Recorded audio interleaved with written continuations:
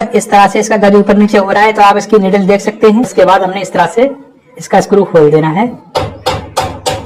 ये देखिए जो बीच में गैप है ना, इसमें हमने इस तरह से लगा देना है, इस तरह से। तो दोस्तों आज का वीडियो बहुत ही कमाल का होने वाला है, क्योंकि आज का वीडियो देखकर आप सिर्फ 2 मिनट में घर बैठे अपनी मशीन बहुत ही आसानी से सही कर पाएंगे। तो जैसे कि अगर आपकी मशीन धागा तोड़ती है या लच्छा देती है या टाप करती है या नीचे से धागा नहीं उठा पाती है या आपकी मशीन में कोई और भी प्रॉब्लम है, तो ये सारी प्रॉब्लम खत्म होने वाली है। तो सबसे पहले हम बात करेंगे, अगर आपकी मशीन टाप करती है या नीचे से धागा नहीं उठा पाती है या नीचे की सिलाई सही नहीं देती है, तो उससे पहले आपने क्या करना होगा, आपने ये वाली प्लेट निकाल देना है इस तरह से। तो ये देखें यहाँ पर एक होल दिया गया है ना, तो जिस तरह से हम इस गज को ऊपर नीचे करते हैं, मशीन का व्हील घुमाते हैं, तो अब यहाँ पर आप ध्यान से देखें, यहाँ पर एक होल दिया गया है, जैसा कि मैं आपको दिखाना चाहूंगा। ये देखें, जब इस तरह से गज ऊपर नीचे हो रहा है तो अब इस होल के सेंटर में एक इसका स्क्रू आएगा। ये देखें, अभी देखते रहना आप। ये देखिए स्क्रू आ गया ना, तो आपने पेचकस लेना है और इस वाले स्क्रू को खोल देना है इस तरह, और हमने मशीन का व्हील पकड़ लेना है और इसके बाद हमने इस तरह से इसका स्क्रू खोल देना है। दोस्तों जब तक आप वीडियो को लाइक करके शेयर भी कर दीजिए और चैनल को सब्सक्राइब भी कर लीजिए। अब यहाँ पर अगर आप देखेंगे तो इसका गज इस तरह से ऊपर नीचे होने लगा। ये देखें, इसका गज फ्री हो चुका है। अब उसके बाद यहाँ पर आप देख सकते हैं ये वाला पार्ट इस तरह से ऊपर नीचे हो रहा है ना, अप डाउन हो रहा है, तो हमने इस वाले पार्ट को इस तरह से नीचे लेकर आना है। ये देखें, इस तरह से नीचे लेकर आ गए ना। अब हमने क्या करना है, नीडल को यहाँ पर रखते हुए, तो मैं आपको दिखाना चाहूंगा, इस तरह से इसका गज ऊपर नीचे हो रहा है, तो आप इसकी नीडल देख सकते हैं। तो अब हमने क्या करना है, इसकी नीडल कितनी नीचे पर ला कर रखना है। तो यहाँ पर आप ध्यान से देखें, जो शटल की जो ये वाली पत्तियां हैं, इस तरह से मैं देखिए घुमा रहा हूँ, ये जो शटल की पत्तियां दी गई है ना, तो हम इस तरह से उंगली लगाएंगे।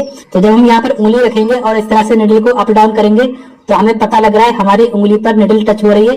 तो जब हमारी उंगली पर निडल टच होने लगेगी तो यहीं पर हमने रोक देना है, और यहाँ पर रोकने के बाद तो जिस तरह से हमने इस गज को खोला था ना, उसी तरह से हमने दोबारा से इसका स्क्रू टाइट कर देना है।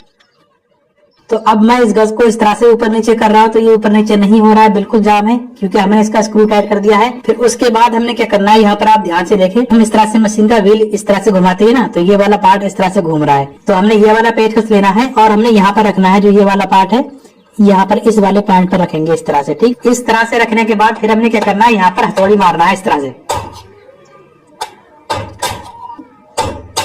तो दोस्तों ऐसा करने से क्या होगा, आपकी मशीन टाप भी नहीं करेगी और नीचे की सिलाई भी सही आएगी, नीचे की सिलाई खराब नहीं आएगी।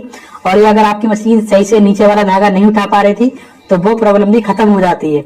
अब बात करते हैं, अगर आपकी मशीन धागा तोड़ रही है तो आपने क्या करना होगा, उसके लिए यहाँ पर आपने ध्यान से देखना होगा। मैं आपको दिखाना चाहूंगा,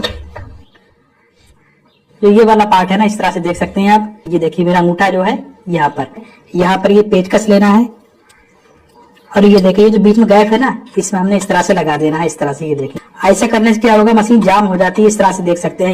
ये देखिए पहिया केंद्री को नहीं घूम पा रहा है। उसके बाद हमने क्या करना है, ध्यान से देखें आप। अब हमने क्या करना है, डाई लेना है और यहाँ साइड से इस तरह से रखना है। अब हमने क्या करना है, यहाँ से हथौड़ी मारना है। इससे क्या होगा, शटल की नोक थोड़ी सी आगे को हो जाएगी और आपकी मशीन की टाइमिंग ठीक हो जाएगी और आपकी मशीन खराब नहीं चलेगी, सही चलेगी। तो जो हमने यहाँ पर पेचकस लगाया था वो हमने निकाल देना है इस तरह से। तो अब ये सारी सेटिंग करने के बाद आपकी मशीन सही चलेगी, आपकी मशीन धागा भी नहीं तोड़ेगी, टाप भी नहीं करेगी, नीचे से लच्छा भी नहीं देगी, दाना भी नहीं देगी, और आपकी मशीन सही चलेगी और सिलाई में भी फिनिशिंग आएगी। Thanks for watching this video.